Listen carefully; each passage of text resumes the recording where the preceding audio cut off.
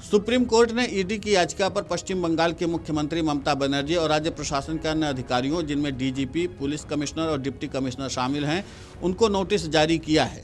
ED ने आरोप लगाया कि मुख्यमंत्री और राज्य के अधिकारियों ने आईपैक परिसर में उसकी जांच में जबरदस्ती दखल दिया और बाधा डाली। प्रतिवादियों को नोटिस जारी करें, 2 हफ्ते के अंदर जवाबी हलफनामा दाखिल किया जाए। मामले की अगली सुनवाई 3 फरवरी 2026 को होगी।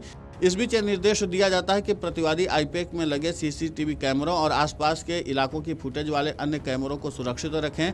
जस्टिस प्रशांत कुमार मिश्रा और विपुल पंचोली की बेंच ने पश्चिम बंगाल पुलिस द्वारा ईडी अधिकारियों के खिलाफ दायर एफआईआर पर भी रोक लगा दी है, जो जांच करने के लिए आईपैक में गए थे। टीएमसी नेता कुणाल घोष ने कहा, एक कानूनी मामला है जो अभी कोर्ट में है। इस स्टेज पर हम कोई राजनीतिक कमेंट पब्लिश नहीं करना चाहते। हमारे सीनियर वकील और एडमिनिस्ट्रेशन इसकी जाँच कर रहे हैं। ईडी अभी प्रतीक जैन के घर पर रेड कर रही है।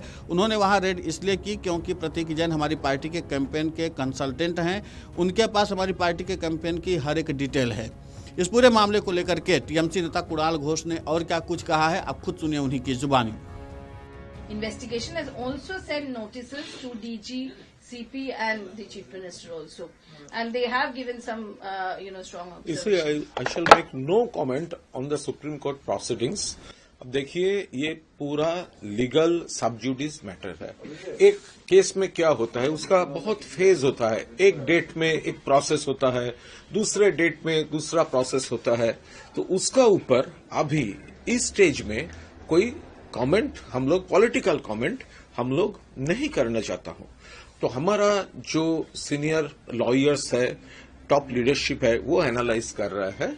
लेकिन बेसिकली हमारा जो स्टैंड है कि ईडी जो केस था 2020 या 2021 का, वो लोग क्या इतना अगर इतना इम्पोर्टेंट, इतना कुछ है, तो वो 5-6 वर्ष वो नींद में थे।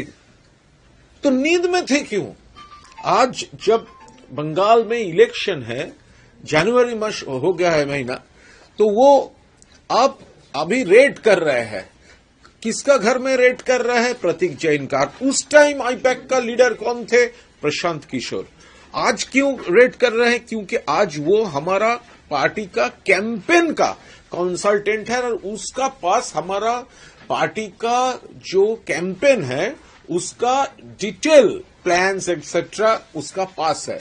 ये डेटा, ये भाजपा वालों ईडी को मिसयूज करके वो लूटना चाहते थे। इस एप्रीहेंशन में हमारा supremo Mamata Banerjee as chairperson of all India Trinamool Congress, she had tried her best to protect her party's database. तो ये हमारा एकदम क्लियर स्टैंड है और अभी ईडी इसको डिस्टॉर्ट करके वो कोर्ट में गया है। तो कोर्ट प्रोसीडिंग के ऊपर आज इस वक्त कोई कमेंट, हम लोग पॉलिटिकल कमेंट नहीं करेंगे। ये केस वो एक फेज होता है, एक डेट में ये होता है, दूसरा डेट में हमारा लॉयर जो है उसका लॉजिक जो है वो भी सब सामने आया है, आएंगे और भी आएंगे। वहीं अदालत ने माना कि वर्तमान स्थिति में कई बड़े प्रश्न शामिल हैं, जिन्हें यदि अनसुलझा छोड़ दिया जाए तो स्थिति और बिगड़ जाएगी और विभिन्न राज्यों में अलग अलग दलों के शासन के कारण किसी न किसी राज्य में अराजकता की स्थिति उत्पन्न हो जाएगी। कोर्ट के अनुसार यह सत्य है कि किसी भी केंद्रीय एजेंसी को किसी भी पार्टी के चुनाव कार्य में हस्तक्षेप करने का कोई अधिकार नहीं है।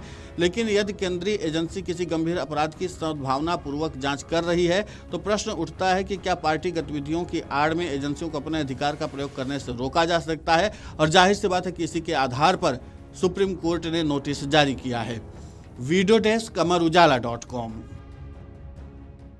अगर आप ये वीडियो YouTube पर देख रहे हैं तो हमारे चैनल को सब्सक्राइब कर बेल आइकन दबाएं और Facebook पर देख रहे हैं तो हमारे पेज को लाइक करें।